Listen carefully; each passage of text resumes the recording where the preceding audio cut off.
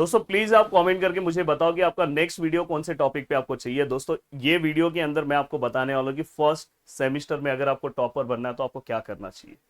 दोस्तों अगर आप देखोगे यूट्यूब पे आप सर्च करोगे तो टॉपर से रिलेटेड बहुत सारे वीडियोस होते हैं, बट यहाँ पे आपको इस वीडियो में क्या सीखने के लिए मिलेगा, क्योंकि यहाँ पे जो चीजें सच में मैंने किया है वही चीज मैं आपको बता रहा हूँ कि मैं ऑलरेडी वो चीज कर चुका हूँ, तो मैं आपको बता सकता हूँ बहुत अच्छे से कि आप किस तरह से उस मुकाम तक पहुंच सकते हैं। और ये एक नॉर्मल बच्चा अगर समझो आपका 60-70% भी अगर ट्वेल्थ में है, 55% है, तो भी आप वहां तक पहुंच सकते हो अगर आप चीजों को फॉलो करोगे, क्योंकि ट्वेल्थ और यहाँ की जर्नी अब बिल्कुल अलग है। बस यहाँ पे आपको चीजों को फोकस करना है। कल अगर आप देखोगे तो मेरा मैकेनिक्स का लेक्चर्स आया, मैंने टाइम टेबल का जो कमिटमेंट किया लगातार मैं आपको लेक्चर्स दे रहा हूँ। और आप में से कितने लोगों ने उस लेक्चर्स को देखा, प्लीज आप नीचे कमेंट करना, जिससे मुझे और भी अच्छा लगेगा। और दोस्तों जैसे ही अगर आप फर्स्ट यूनिट भी अगर कवर कर ले रहे हो तो आपका मैकेनिक्स का आगे का जो कॉन्फिडेंस है दोस्तों बहुत आगे लेवल तक चले जाएगा और आपको बहुत अच्छा लगने लगेगा, हाँ ये सब्जेक्ट भी मुझे आ रहा है। और दोस्तों मैथ्स के आपने कितने यूनिट्स कवर कर दिए, कितना आपने पढ़ लिया, वो भी मुझे आप बता दो।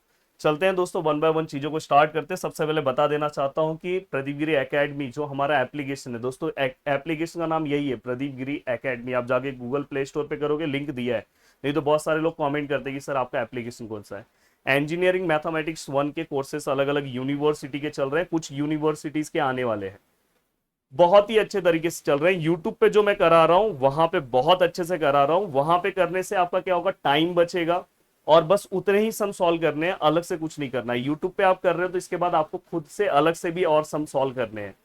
अब चलता हूं दोस्तों वन बाय वन चीजों को स्टार्ट करता हूं। देखो सबसे पहली चीज इस वीडियो के अंदर मैं आपको बताने वाला हूं कि टाइम का क्या इंपॉर्टेंस है, कंसिस्टेंसी का क्या इंपॉर्टेंस है, हार्डवर्क करने का क्या है, इंजॉयमेंट कैसे मैनेज करें, अदर वर्क्स क्या करें, टाइम टेबल क्या होना चाहिए, रिवीजन कैसे होना चाहिए, नोट्स जो है वो नोट्स मेकिंग के ऊपर फोकस करना चाहिए कि नहीं करना चाहिए, मैंने क्या क्या चीजें किया वही मैं आपको बता रहा हूं। देखो टाइम टेबल सबसे पहले एक आपको क्या करना है पता है, वीकली टाइम टेबल बनाना है। ये चीज का ध्यान रखना, बहुत सारे लोग ना मंथली टाइम टेबल बनाते हैं, मंथली टाइम टेबल कभी फॉलो नहीं होता। प्लीज कमेंट करके बताना कि आप में से कितने लोग ने मंथली टाइम टेबल फॉलो किया। अगर किया है तो मैं आपको सैल्यूट करना चाहता हूं, आप बहुत ही ग्रेट हो। पर वीकली टाइम टेबल जनरली अगर हम फ्रेम करते हैं तो बहुत अच्छा रहता है। तो मैं हमेशा वीकली टाइम टेबल बनाता था कि इस वीक में मुझे इतने इतने इतने टॉपिक्स कवर करने हैं। और मैं टाइम टेबल में बनाता था कि भाई मंडे से लेके सैटरडे तक मेरा ये टाइम टेबल फॉलो होना चाहिए, और मैं ट्राई करता था कि उसको फ्राइडे को ही खत्म कर देता था, तो सैटरडे को मुझे बहुत अच्छा लगता था।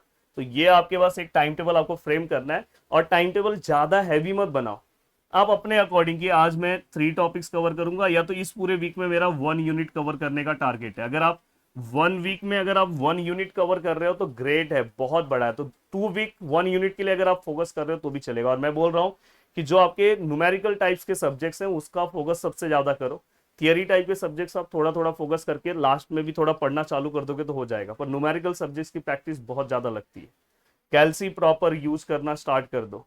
तो ये एक सबसे ज्यादा इंपॉर्टेंट है कि अगर आपको टॉपर्स बनना है तो आपका वीकली टाइम टेबल फ्रेम होना चाहिए, और हर वीक में अपने टाइम टेबल्स को थोड़ा थोड़ा आपको बढ़ाते जाना है। कभी कभार अगर समझो आपने इस टाइम टेबल को 100% बना के अगर समझो आपने इसको 70% फॉलो किया तो भी गुड है, कोई दिक्कत नहीं है। पर ट्राई करो कि 90%, और जब अगर आपका 90% हो, 10% आप फॉलो नहीं कर पाओ, तो नेक्स्ट वीक में आप उसको अलग से परसेंट में काउंट कर दो। मुझे पता है कि 100% से ज्यादा परसेंट नहीं होता, पर मैं जानबूझ के 10% वहां पे ऐड कर रहा हूँ। दूसरी चीज कि सर नोट्स बनाना चाहिए, कि ये बहुत चीज है। और देखो ये एक अलग से एक डर भी फैलाया जाता है कि बिना नोट्स के इंजीनियरिंग में आप पास नहीं हो सकते, ये नहीं हो सकते। मैं आपको बोलूंगा मैंने कोई नोट्स फ्रेम नहीं किया। अगर आप नोट्स अलग से बनाने जाओगे तो आपके पास इतना टाइम नहीं है। मैं क्या करता था पता है, जैसे अगर समझो मेरा मैथ्स का लेक्चर है तो मैथ्स के लेक्चर्स को मैं सम जो सॉल्व करता था ना वही मेरा नोट्स हो जाता था।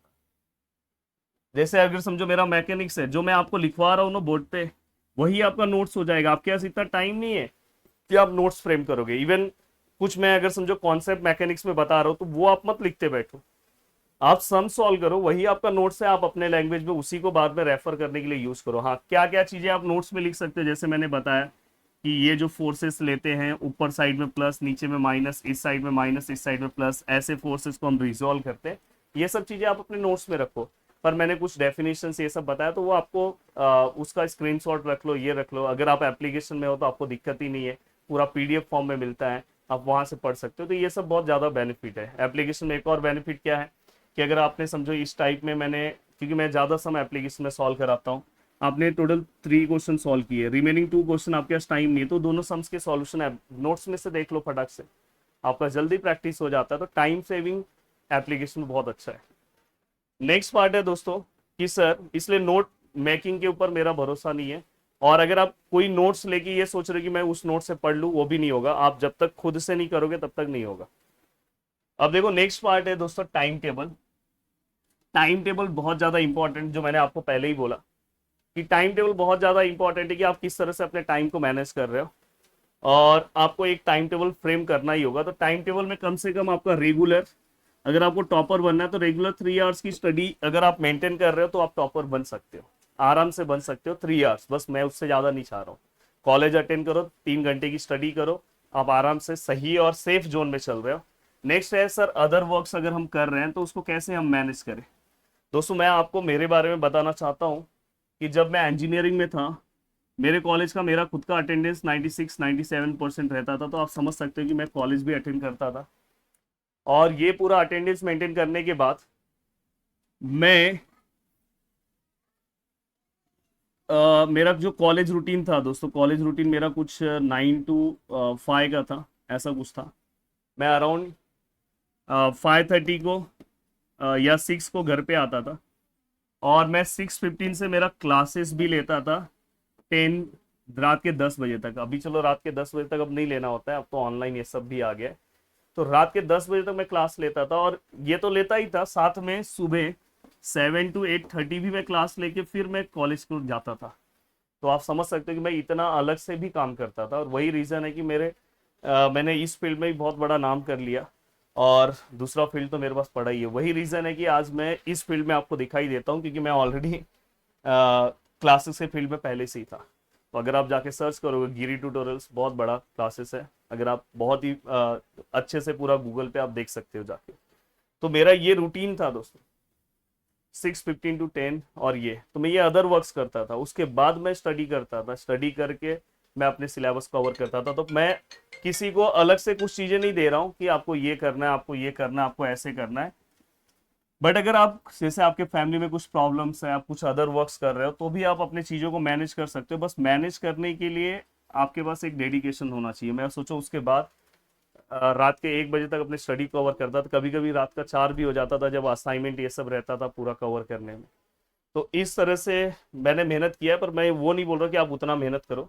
स्ट्रेस स्ट्रेस लेना चाहिए क्या? यस, स्ट्रेस कभी कभी बहुत जरूरी होता है, तो उसको मैं बोलता हूँ पॉजिटिव स्ट्रेस। बहुत सारे लोग आपको बोलेंगे स्ट्रेस मत लो, स्ट्रेस मत लो। थोड़ा बहुत स्ट्रेस चाहिए। देखना है कि हमारे क्लास में इतने सारे लोग हैं, अगर मेरा जो रिजल्ट है सबसे ज़्यादा डाउन आ रहा है तो क्यों आ रहा है, ये इस पे आपको फोकस करना है। इसलिए स्ट्रेस थोड़ा सा जरूरी है। बट वैसा स्ट्रेस जरूरी नहीं है कि आप स्ट्रेस लेके बैठे हो, कुछ नहीं कर रहे हो, और रोज बस स्ट्रेस लेके बैठे हो, मेरे से ना हो पाएगा, मेरे से ना हो पाएगा, मेरे से ना हो पाएगा। भाई इतना अच्छा टीचर मिला है, क्यों नहीं होगा? तो ये आपको ध्यान रखना। मैं भी स्ट्रेस लेता था, इवन आज भी मैं स्ट्रेस लेता हूँ, इसलिए इतना सारा काम करता हूँ कि मुझे करना है, मुझे सबसे अच्छा देना है, क्वालिटी इतना अच्छा देना है, मेरे स्टूडेंट को बहुत अच्छा काम देना है। अगर आप जाके देखोगे मेरे गिरी डूडल पे 9th के भी लेक्चर्स आते हैं, 12th के भी लेक्चर्स आते हैं, 11th के लेक्चर्स आते हैं, इंजीनियरिंग के लेक्चर्स आते हैं, एप्लीकेशन पे लेक्चर्स आते हैं। ऑफलाइन क्लास में मेरा 6 से 7 घंटे का लेक्चर्स रेगुलर होता है। इतना सारा काम हम मैनेज करते हैं दोस्तों। इसके बाद हाँ, तो इतने सारे पॉइंट्स पे आपको फोकस करना, तो लगभग हाँ। साथ में आपको ये पॉइंट एक और है कि सर इंजॉयमेंट कैसे मैनेज करें, क्या इंजॉयमेंट नहीं करें, अदर स्किल्स पे वर्क करें। भाई आपके पास फिर भी बहुत टाइम बचेगा। मैं आपका रेगुलर का 3 आवर्स बस बोल रहा हूँ, उसके बाद आपके पास बहुत टाइम मिलेगा, आप इंजॉयमेंट भी कर सकते हो। ऐसा नहीं कि मैं थोड़ा सा मेरे पर लोड बहुत ज़्यादा था, पर मैंने भी अपने लाइफ में इंजॉयमेंट किया। दोनों चीज़ों को मैं बैलेंस करता था, और हमेशा से मेरा टारगेट रहता था कि मुझे इस सेमेस्टर में इस सब्जेक्ट में इतने मार्क्स स्कोर करने ही है, और मैंने हमेशा उससे ज़्यादा ही मार्क्स स्कोर किया। तो अगर आप टारगेट से चलोगे तो होगा। कुछ लोग ऐसे आते हैं जो 10 केटी वालों के आजू बाजू में बैठते हैं, तो वो कैसा आपको बोलेंगे कि सेमेस्टर 1 अगर आप ऑल क्लियर हो जाओ बहुत बड़ी बात है, तो फिर वो बस उस एम से चलता है कि बस मेरे को ऑल क्लियर होना है, ऑल क्लियर होना है, ऑल क्लियर होना है। आप अपना एम जब बड़ा रखोगे तो बड़ा सोचोगे, बड़े चीज़ों में रहोगे तो बड़ी चीज़ों के बारे में सोचोगे। वीडियो को देखने के लिए दिल से thanks, thank you so much दोस्तों। मैकेनिक्स का मैंने बोला, इसके प्रीवियस वीडियो में मैंने एक वीडियो बनाया था, फॉर्म फिलअप करना है। 15 को कोर्स में लॉन्च कर रहा हूँ, मैं खुद पढ़ा रहा हूँ, प्रदीप सर भी पढ़ा रहे हैं। और आपका पूरा का पूरा जो पार्ट है दोस्तों, अगर आप बहुत अच्छे से चाहते हो तो यूनिवर्सिटी वाइज चाहते हो तो आप उस कोर्स से ज्वाइन हो सकते हो। और कोर्स से ज्वाइन होने के लिए स्टार्टिंग में जो हमने फर्स्ट डे जो एडमिशन रखा है 15 को, उस दिन फी बहुत कम है, तो आप उस दिन ज्वाइन कर सकते हो। जय हिंद दोस्तों।